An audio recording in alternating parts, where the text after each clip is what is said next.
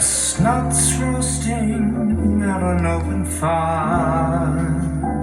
Welcome to another video of Vinyl Addict. I have 5 Christmas albums from great rock and roll artists. These albums here are very unique as far as Christmas albums are concerned.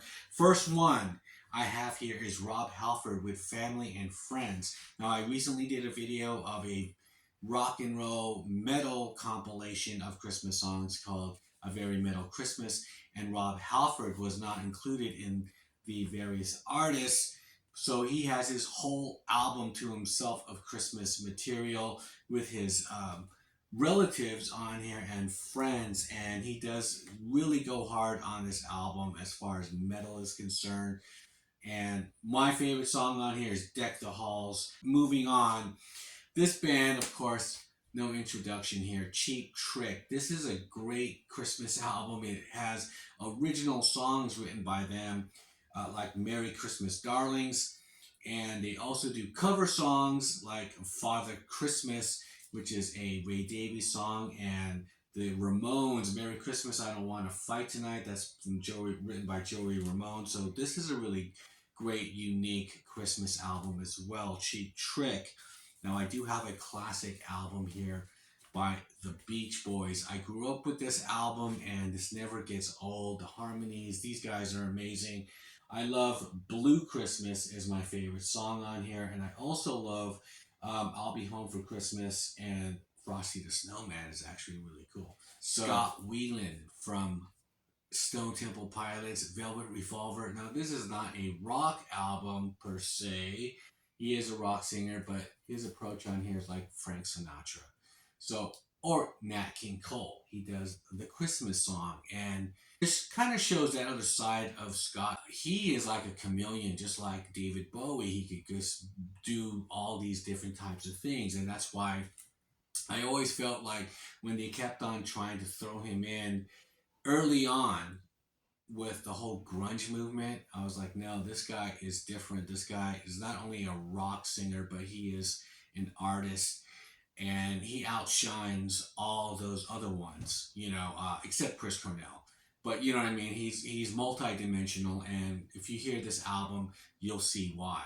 And I mean, even just the way it looks like in a late 50s kind of packaging here and the font, you know what I mean? So he has that kind of old ghost kind of persona where that, he was probably born at the wrong time, he felt, and putting this album together is really cool. So listen to this one, Scott Weiland, The Most Wonderful Time of the Year. Now, last but not least, I have here Happy Christmas, Eric Clapton. This is a double vinyl. One is red, one is green, of course, and blues and Christmas doesn't really seem like it would work. However, Eric Clapton does make it work. I mean, you could hear this album and not know that it is a Christmas album because it just sounds like an Eric Clapton album doing songs that until you sit and listen and go, oh, this is like White Christmas or this is Silent Night.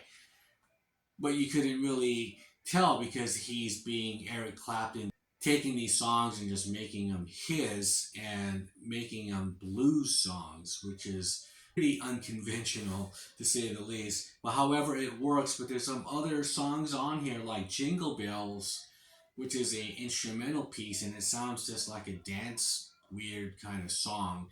So even he is challenging himself musically.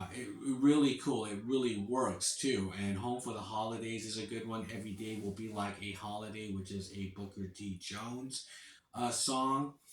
It's just so unique as far as Christmas albums go. So you don't really have to go down the Mariah Carey route every year. You can get these kinds of albums like Eric Clapton, Scott Weiland, of course, The Beach Boys, Cheap Trick, and Rob Halford. Merry Christmas 2023. Leave me your comments on these albums, or if you've heard them or are thinking about getting them, I would recommend getting these albums for Christmas for next year, and you won't be sorry. That's all I got to say, and I'll leave you guys with Jingle Bells.